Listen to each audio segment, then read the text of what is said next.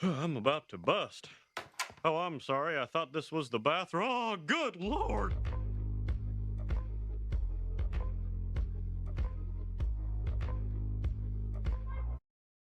Hi, this is Mac here. So we're gonna do a little something different. So I've seen Scream 6 and the Super Mario Brothers movies, so I figured why not just do a two-in-one like YMS does and do two reviews in the same video. So we're gonna start off with Scream 6. So I finally got the chance to watch the new Scream film, 1 year after the requel and Scream 5, blowing everyone away with how well it was made. We already head back in the Big Apple and follow the adventures of the Carpenter sisters and friends as they navigate both the city and a new Ghostface killer. With Kirby Reed coming back to help them out, we are ready for Scream 6. Like I say this after watching it, it was okay. Was it bad? No. Was it good as last year's Scream? No. Is it able to stand out as a fine sequel? Kind of. Let me break it down. I think Scream 6 is a film that has so much missed potential with its premise, and that can lead into the aspects of the film I had a low opinion of while watching it. Those aspects would be the story, writing, and setting. I feel the story was the biggest letdown for me. It had a chance to be a different aspect and be sort of unique, being a good follow-up to the 2022 Scream 5, which we all thought wasn't going to be that good, but actually turned out really, really great. But instead, it felt like we got Scream 2, but with a few tweaks to make it different enough. But things like the killers, the motivations, and beats similar with Scream 2. Like I mentioned before, Scream 6 feels a lot like Scream 2, and that was a very big letdown for me. And the same can go for the writing. It felt a bit more scattered than tight and consistent like the first film. I guess that's a problem when you have a big ensemble cast in a big city and you have to make time for everyone so they can have their moment to shine in the story. And I can smoothly transition to the last act of the film I found dull, and that would be the setting.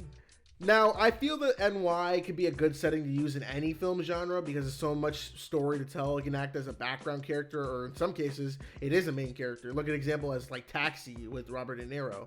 And while Scream 6 uses New York in some capabilities, it didn't do much to separate itself from Woodsboro, except for being set, in the Big Apple.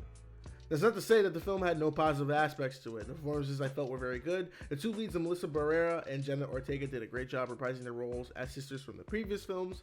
I felt they had stronger chemistry in this one than in 5. I don't know, that's just to me though. And Hayden Panettiere coming back as Kirby Reed was great. She's a fan favorite character back in the 4th film, which I still think Scream 4 is a very underrated and overly hated sequel in the Scream series. It's like maybe the 3rd best Scream movie, 4th. And seeing her back in this one was just fun. She meshed perfectly together with the new cast, and I was all for it. And I'll say this. The kills in Scream 6 were very clever. I will say there are a lot of fake deaths in this film, which, that could very dilute the product really fast. And even, like I said, even though there was like false kills in there, it was still kind of awesome to see how they fake it out. And I guess the other thing I would have to say about the fake kills or just the kills in general is that my two favorite scenes would be the subway car scenes with the trailer that was in the trailer with the characters trying to see who the real Ghostface killer was. And the second would be the convenience store scene when Ghostface was holding a shotgun. I don't know why I liked it. It just felt really badass to me. Scream 6 was released on March 10th, 2023 on a budget ranging between $33 to $35 million. As of this review, it has grossed a total of $168.7 million at the worldwide box office. Overall, although it isn't a home run like its previous film, Scream 6 does a good job of being a follow-up to continue this new generation of Scream, and I'm curious to see where they take the franchise next. And I'll give Scream 6 a 7.5 out of 10. And of course, the second movie I saw, which recently I just did the review for, would be the new Super Mario Brothers movies. So years after the interesting live action attempt of a Mario movie, we got our first Mario movie in the form of the animated Super Mario Bros. Movie, brought to us by Illumination, who probably had a gun to their head from Nintendo. And also, Illumination is the same studio who has brought us Sing, Minions, Despicable Me, Secret Life of Pets, and the smash hit in 2011's Hop, the best out of the bunch in the world of sarcasm. But here we are, and here I am with two questions to answer. Is it better than the live action film from 93, and is it a good film on its own despite the critic score? Well, I can answer those two questions definitively. First, it is better than the 93 film, which holds a special place in many people's hearts, not me for some reason.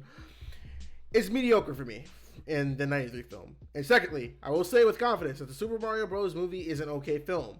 Maybe on the edge of good, but it's nowhere near terrible as some are making it out to be. It's just okay. It does its job of being a competent video game movie, basing it on the most recognizable IP in like pretty much game and culture history. Can give you a boost with it too, but that's besides the point. The story of the film was okay. It was a good story to tell a bit of an origin type story of any of the Mario games, how they can start, but I feel I won't remember much of it from like a few days times. It was just a hero's quest type story. Nothing bad, nothing good. Just fine for the film. Maybe a bit heavy with the fan service, so a lot of its callbacks and references to not only Mario games but different Nintendo's IPs, but still, the story was fine. However, the animation was outstanding. The visuals were mesmerizing. While the film starts off in Brooklyn, I got the vibes of Secret Life of Pets with that, but once they get transported to the Mushroom Kingdom and the Darklands, the film gets a nice flavor of eye candy.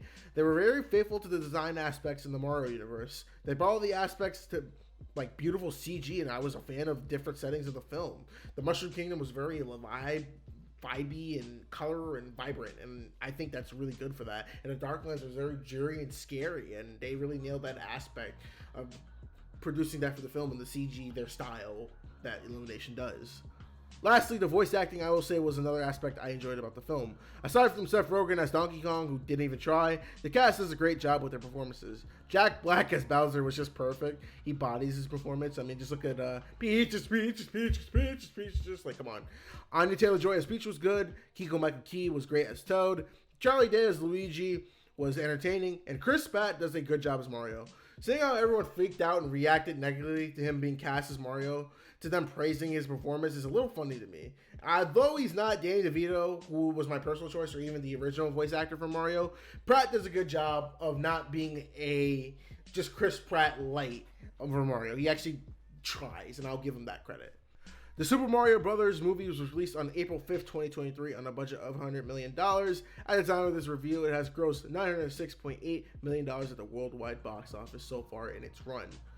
Overall, I enjoyed the Mario movie for being a much better video game adaptation film that some of us have gotten in the past couple of years. Uncharted, Assassin's Creed.